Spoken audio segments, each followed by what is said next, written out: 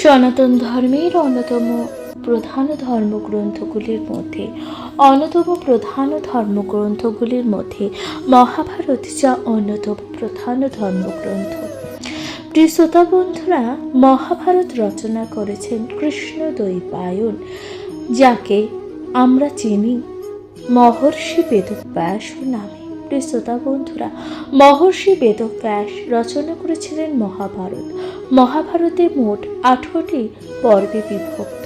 এই 18টি পর্বে আপনারা নানানবিধ কাহিনী শুনতে পারবেন মহাভারতের মাধ্যমে। মহাভারত যা অত্যন্ত পবিত্র একটি ধর্মগ্রন্থ, হিন্দু শাস্ত্রের বৃহৎ আকার ধর্মগ্রন্থ, যেখানে আপনারা কুরু বংশ তথা কুরুক্ষেত্রের যুদ্ধ এছাড়াও সমস্ত কিছুর বর্ণনা শুনতে চলেছেন মহাভারতের মাধ্যমে।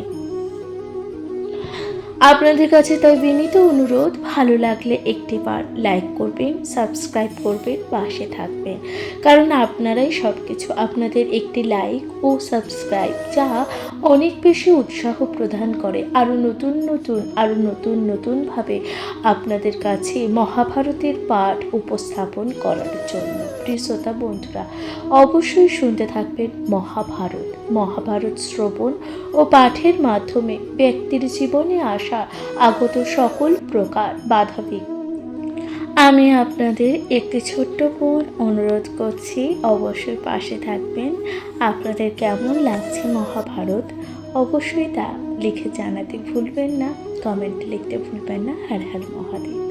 তাহলে শুনতে থাকুন মহাভারত, কমেন্টে লিখতে ভুলবেন না। হর হর মহাদেব।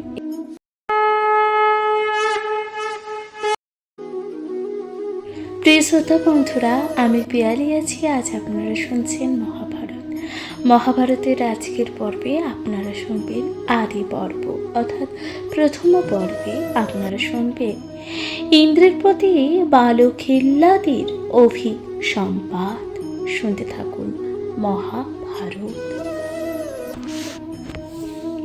পূর্বেতেই কশ্যপ মুনি যজ্ঞ আরম্ভিল, দেবঋষি গন্ধর্বাদি যত কহ ছিল, যজ্ঞের সামান্য দানে করিয়া মগ্ন, যজ্ঞ কাষ্ঠ আনিবারে প্রবেশিল বন, ভাঙিয়া লইল কাষ্ঠ মাথার উপর, পর্বত প্রমাণ বোঝা দিল পুরন্দর, শীঘ্র কাষ্ঠ ফেলিয়া আইল সুরমণি, পথে তো দেখিল যত বালখিল্য মুনি, পলাশের পত্র লই মাথার উপর, পলাশের পত্র নিয়ে মাথার উপর, অঙ্গুষ্ঠ প্রমাণ সবে যায় ধীরে ধীরে, অঙ্গুষ্ঠ প্রমাণ সবে যায় ধীরে ধীরে, পথে যেতে সবে এক গঙ্কুর দেখিয়া, পার হইতে নাহি পারে দেয় দণ্ডাইলা, তাহা দেখি হাসিতে লাগিল দেবরাজ, দেখিয়া করিল ক্রোধ মুনির যে সমাজ, উপহাস করিলে করিয়া অহংকার, ব্রাহ্মণের নাহি চিনো মত্ত সে দুরাচার, বালখিল্য মুনিগণ এতিক ভাবিল, অন্য ইন্দ্র করিবারে যজ্ঞ আরম্ভিল, ইন্দ্র হইতে শতগুণ বলিষ্ঠ হইবে,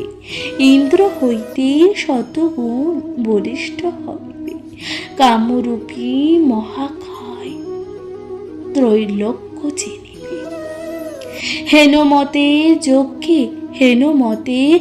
যজ্ঞে করে যত মুনিগণ, শুনিয়া কশ্যপ ইন্দ্র করে নিবেদন, শীঘ্র গতি গেল তেই যজ্ঞের সদন, মুনিগণ প্রতি তবে বলিল যে বচন, দেবরাজ পুরন্দর ব্রহ্মারে সেবিল, দেবের ঈশ্বর কহি ব্রহ্মা নিয়োজিল। অন্য হেতু ইন্দ্র, অন্য ইন্দ্র হেতু যজ্ঞ কর কি কারণ, ব্রহ্মার বচন চান করিতেছে লঙ্ঘন। ব্রহ্মার বচন রাখো, হও সবে যে প্রীত, আজ্ঞা করি মুনিগণ যা হয় উচিত। বালখিল্য বলে যজ্ঞে পাই বহু কষ্ট, রাখিতে তোমার বাক্য সব হইল যে ভ্রষ্ট। কশ্যপ এবার বলিল, ঋষি কশ্যপ বললেন যে নষ্ট হবে কি কারণ, হৌ এ পক্ষেন্দ্র যে জিনিবেছে ত্রিভুবন। মুনিগণের শান্তাইয়া বলে সুররাজে, উপহাস কভু আর নাহি কহিতেছে। ব্রাহ্মণ দেখিয়া নাহি করো অহংকার, অর্থাৎ ব্রাহ্মণ নাহিয়া দেখি করি হচ্ছে অহংকার। ব্রাহ্মণের ক্রোধে কারো নাহিক যে নিস্তার। এত বলি দেবরাজে করেন মেলানি, বিনিতারে বলেন যে কশ্যপ মহামুনি। সফল করিয়া ব্রত শুনি গুণবতী, তোমার গর্ভেতে হবে খগেন্দ্র উৎপত্তি। এত শুনি বিনতার আনন্দের যে বিস্তার, হেনমতে প্রক্ষে হইল কশ্যপ কোমর। তবে তো গরুর বীর কেলো সুরালয়, ভয়ঙ্কর মূর্তি দেখি সবে ভয় পায়। অর্থাৎ আপনারা শুনলেন এই যে গরুর দেবের জন্ম বৃত্তান্তর কথা। ভয়ঙ্কর মূর্তি দেখি সবই ভয় পায়, অর্থাৎ গরুর দেবের সেই যে ভয়ঙ্কর মূর্তি দেখে সব লোক ভয় পায়। যে দেবের হাতে ছিল সেই প্রহরণ, চতুর্দিকে করিতে লাগিল বরিশন। শৈলশূলা জ্যাঠা শক্তি ভ্রুকণ্ঠে তোমর, পরুষ চক্র মুষল মোদকর। প্রলয়ের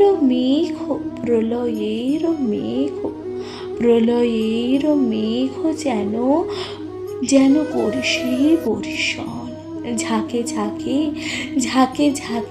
অস্ত্র বৃষ্টি করে সে দেবগণ।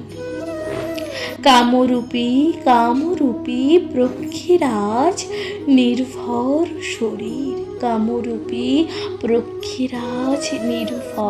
যে শরীর।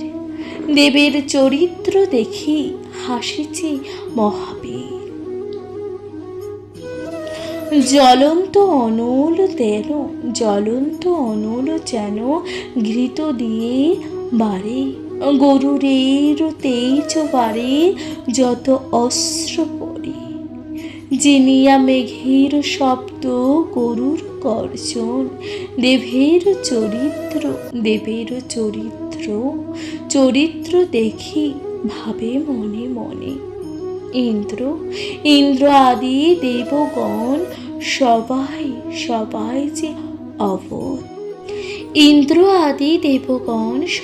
যে অবোধ, না জানিয়া আমার সঙ্গে বাড়াইছে বিরোধ। সবারে মারিতে পারি চক্ষুর নিমেষ, সাধিব আপন কার্য কি কাজ বিনাশে।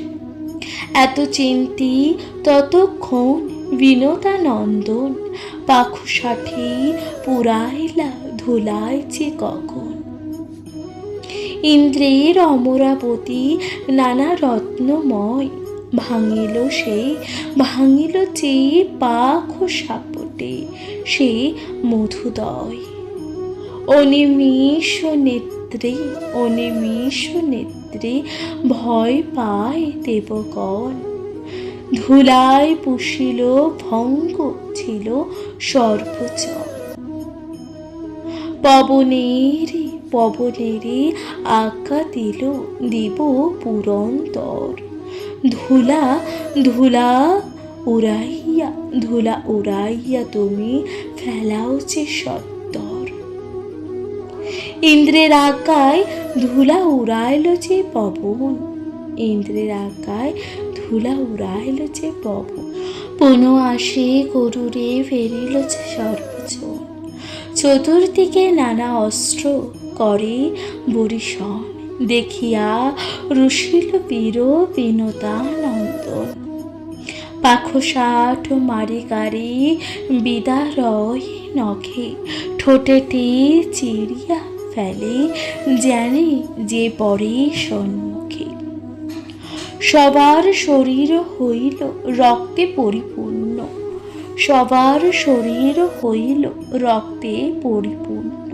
ভাঙিল মস্তক কারে অস্থি হইল যে চূর্ণ। পাখসাটে উড়াইয়া ফেলে চারিদিকে, দক্ষিণে পলাইয়া কেহ পূর্ব ভাগে। পশ্চিম দ্বাদশ রবি পলাইয়া ডরে, অশ্বিনী কুমার দহে পালায় যে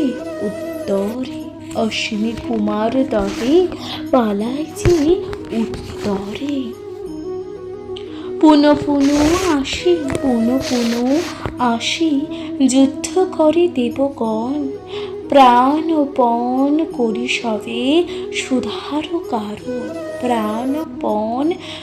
সবে সুধার যে কারণ। কামরূপী বিহঙ্গন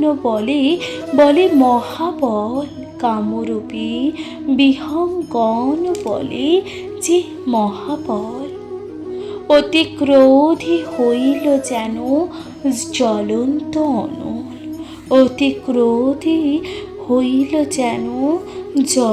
অনল। প্রলয় অনল যেন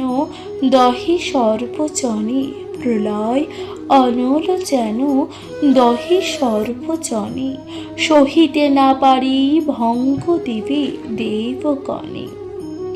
দেবতা ৩৩ কোটি জিনিয়া সমরে, চন্দ্রলোকে উত্তরীল নিমিষ ভিতরে।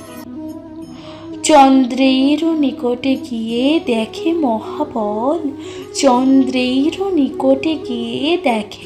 মহাবল, চতুর্দিকে বেরিয়েছে জ্বলন্ত অনল, অর্থাৎ চতুর্দিকে বেরিয়ে আছে এক জ্বলন্ত অনল।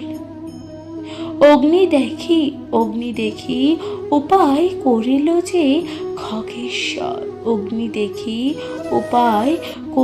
যে খগেশ্বর, সুবর্ণের অঙ্গ হইয়া প্রবেশ ভিতর। অগ্নিপার হইয়া তবে দেখে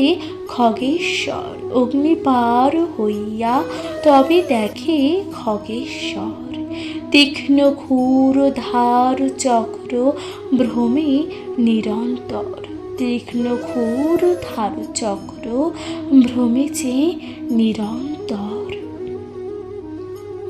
মক্ষিকা পড়িলে তাতে হয় শতখান, হেনচক্র গরুর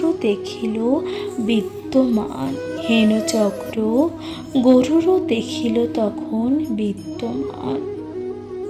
সূচিকা প্রমাণ রন্ধ্র ছিল চক্র মাঝ, ততোধিক সূক্ষ্ম তথা হইল যে পক্ষীরাজ।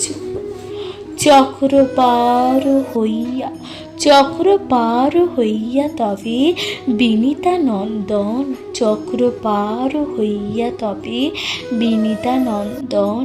দেখে ভয়ঙ্কর সর্প, দেখে ভয়ঙ্কর সর্প, চন্দ্রের রক্ষণ। দৃষ্টিমাত্র ভস্ম করে, দৃষ্টিমাত্র ভস্ম করে সেই দুই ফণি, দৃষ্টিমাত্র ভস্ম করে সেই দুই ফণি। দেখিয়া দেখিয়া চিন্তিত চিত্ত হইল যে খগমণি, দেখিয়া চিন্তিত চিত্ত হইল যে খগমণি। অতি ক্রোধী, অতি ক্রোধী পাখ 60 গরুর মারিল, অতি 60 এই যে অতি, অতি ক্রোধী পাখ 60 গরুর যে মারিল। পক্ষেতে ধুলিতে ফণি নয়ন যে পড়িল, ধুলায় পড়িল চক্ষু হইল অধমুখ, ধুলায় পড়িল চক্ষু হইল যে অধমুখ। ফণিমুণ্ডে ফণিমুণ্ডে চরে বীর পরম কৌতুক, চন্দ্রমা ধরিলা বীর বিনীতা নন্দন, চন্দ্রমা চন্দ্রমা ধরিয়া বীর বিনীতা নন্দন। অমৃত গ্রহণ কইল আনন্দিত মনে, ঢাকিয়া লইল সুধা, ঢাকিয়া লইল সুধা পাখার ভিতরে, ঢাকিয়া লইল সুধা পাখার ভিতরে। অতি বেগে, অতি বেগে তথা হইতে চলিল যে সত্তরে, অতি বেগে তথা হইতে চলিল যে সত্তরে। কামরূপী মহামায়, কামরূপী মহাকায় বিনীতার নন্দন, কামরূপী মহাকায় বিনীতার নন্দন। অমৃত হইল, অমৃত গ্রহণ কইল আনন্দিত মনে, ঢাকিয়া লইল সুধা, ঢাকিয়া লইল সুধা পাখার ভিতরে। অতি বেগে, অতি বেগে তথা হইতে চলিল সত্তরে, অতি বেগে, অতি বেগে তথা হইল চলিল সত্তরে। কামরূপী মহাকায় বিনীতা নন্দন, কামরূপী মহাকায় বিনীতা নন্দন। সেই রূপে, সেই রূপে যাইতে ইচ্ছা করিল তখন। চক্র অঙ্গি লঙ্ঘিয়া, চক্র অঙ্গি লঙ্ঘিয়া আইছে খগবর। এসব কৌতুক দেখি, এসব কৌতুক দেখি ক্রোধী চক্রধর, এসব কৌতুক দেখি চোখে ক্রোধী চক্রধর। অন্তরিক্ষ, অন্তরিক্ষ আইল, অন্তরিক্ষ আইল যথা বিনীতার নন্দন, অন্তরিক্ষ আইল যথা, অন্তরিক্ষ আইল যথা বিনীতা নন্দন।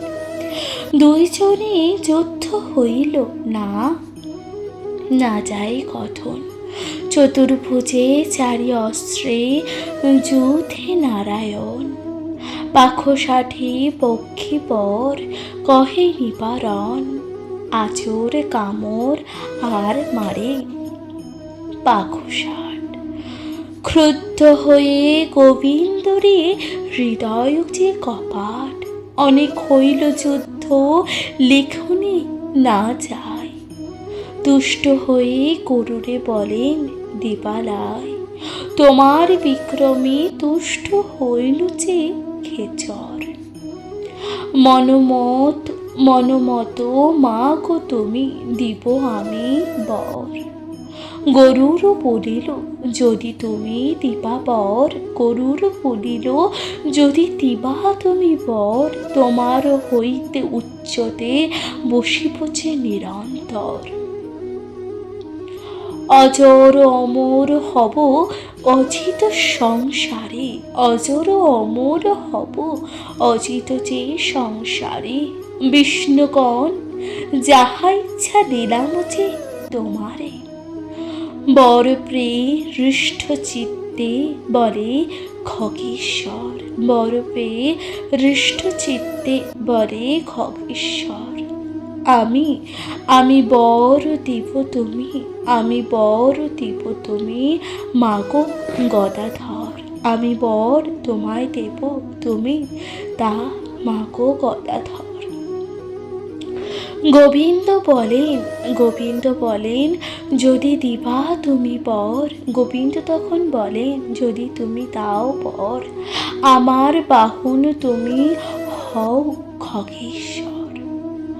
গরুর তখন বলিল মম সত্য অঙ্গীকার, গরুর তখন বলিল মম সত্য অঙ্গীকার, নিশ্চয় বাহন আমি হইব তোমার। উচ্চস্থল উচ্চস্থল দিয়ে, উচ্চস্থল দিয়ে দিয়ে আমি যে আমারে দিয়া পর।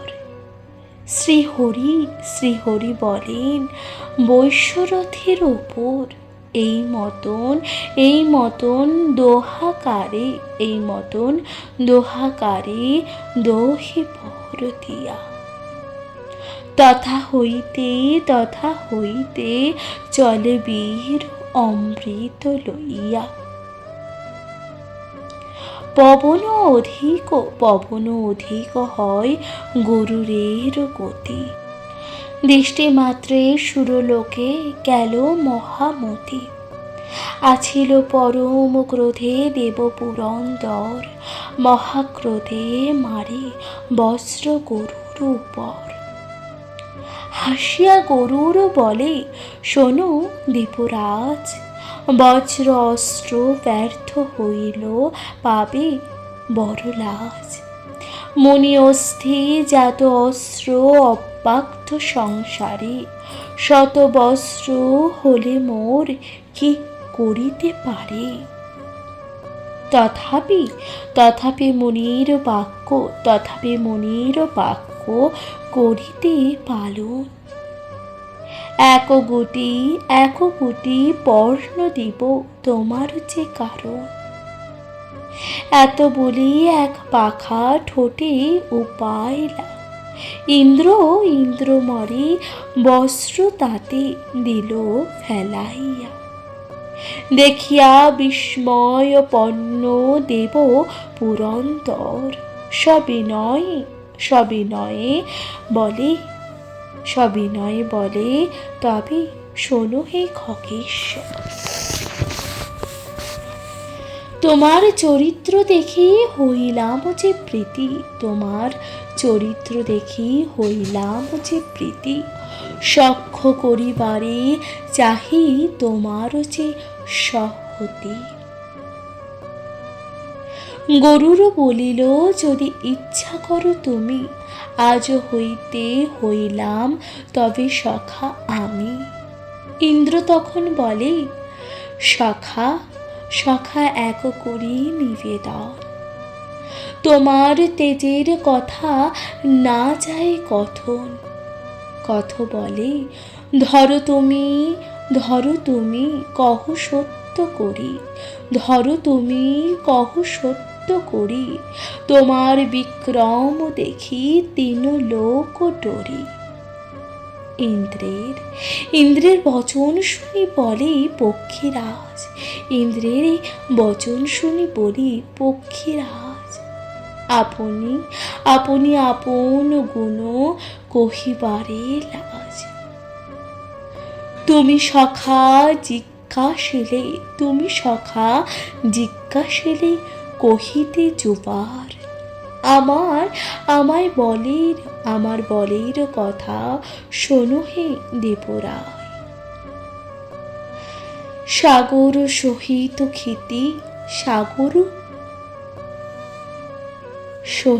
যে ক্ষিতি এক পক্ষে করি, আর পক্ষে তোমার সহ অমর অমর নগরী।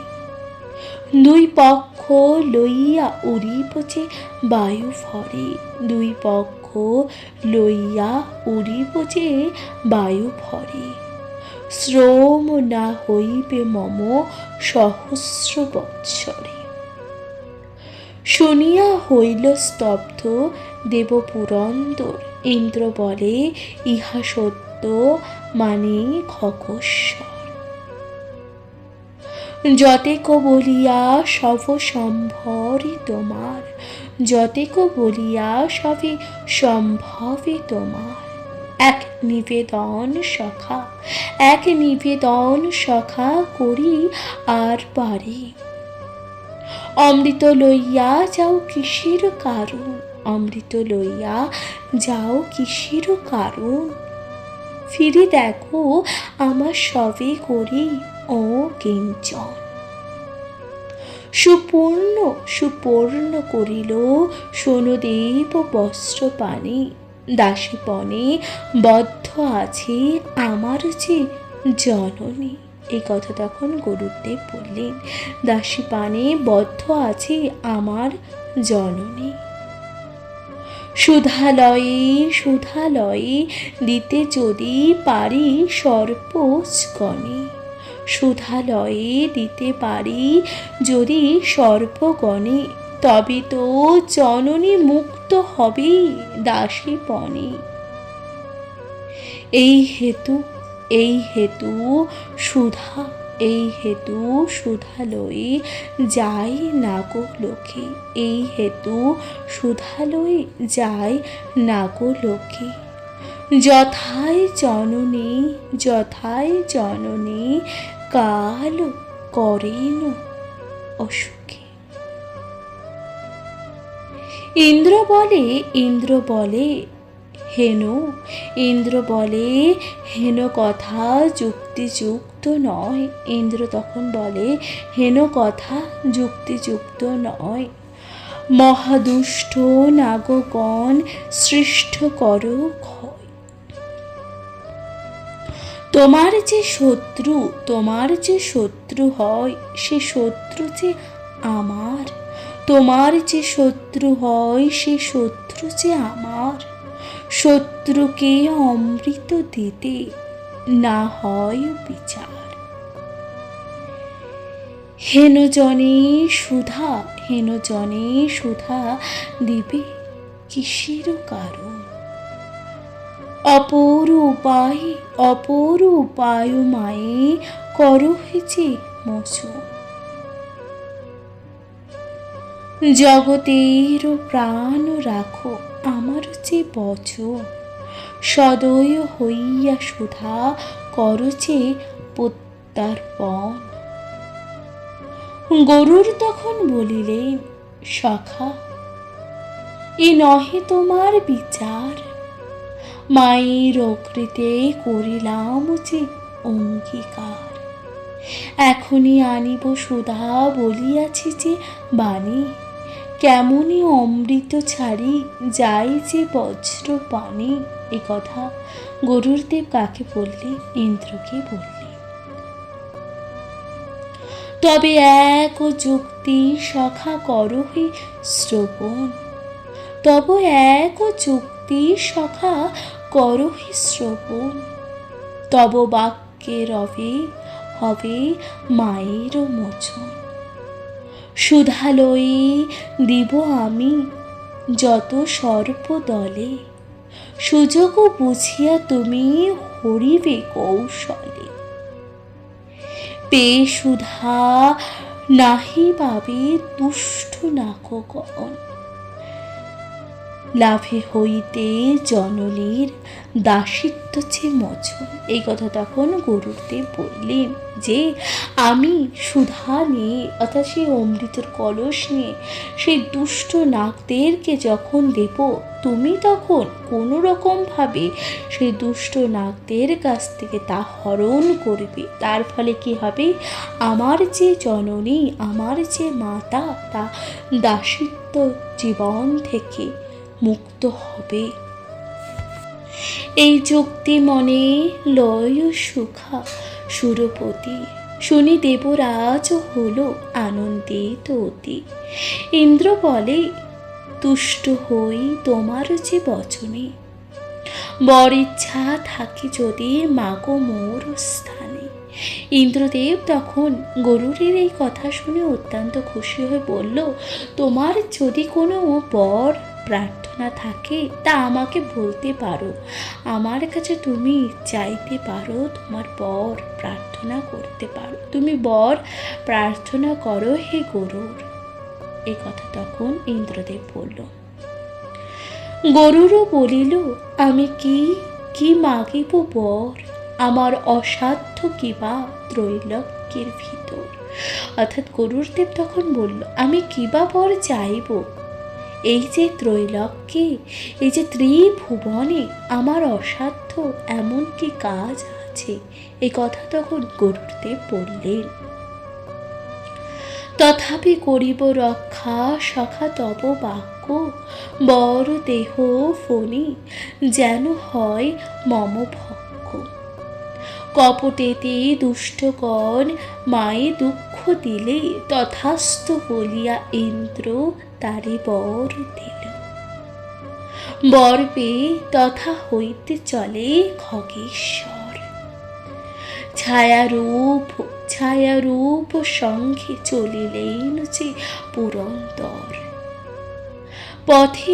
পথে যেতে ইন্দ্র জিজ্ঞাসিলে ক্ষণে ক্ষণে, এ সুধীর করি বল হচ্ছে বচন, যথায় রাখিব সুধা যবে লয় আমি। মোর সহে দ্বন্দ্ব বাছে পুনঃ করিব যে তুমি। হাসিয়া গরুর ইন্দ্রে করিল যে নির্ভর, তথাপি ইন্দ্রের চিত্তে প্রত্যয় যে না হয়। তথা হইতে চলে বীর তারা যেন খসে। নাগলোকে গেল এক বীর চক্ষুষে। ডাক দিয়া আনিল যত নাগগণে, ডাক দিয়া আনিল যত নাগগণে। হের সুধা আনিলাম দেখো সর্বজনে, হের সুধা আনিলাম দেখো সর্বজনে। এই কথা তখন বলতে রাখলেন।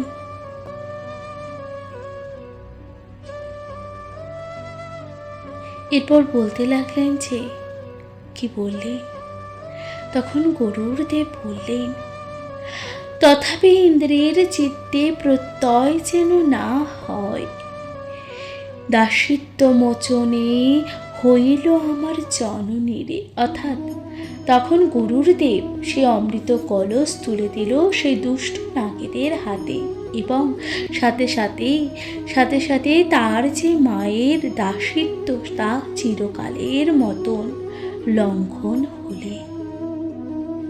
এত শুনেই আনন্দিত হইল সব ফণিগণ বলিলেন, আর নাহি দায়, দাসিত্ব মোচনে করিলাম তব মান। তখন ওই ফণি অর্থাৎ নাগগণ বললেন যে আর লাগবে না তোমার মাকে দাস হয়ে থাকতে, আমরা তোমার মাকে এই দাসত্বের জীবন থেকে মুক্তি দিলাম। এত শুনে হৃষ্টচিত্তে বিনীতার নন্দন নাগগণে ডাকি তবে বলিল যে বচন। এই কথা শুনি বিনীতার নন্দনকে গরুর দেব সে খুব খুশি হয়ে বললেন, নাগগণকে ডেকে তখন কি বললেন বচন শুনো। স্নান করি শুচি হইয়া এসো সর্বজন, আনন্দিত হয়ে সুধা করহ ভক্ষণ।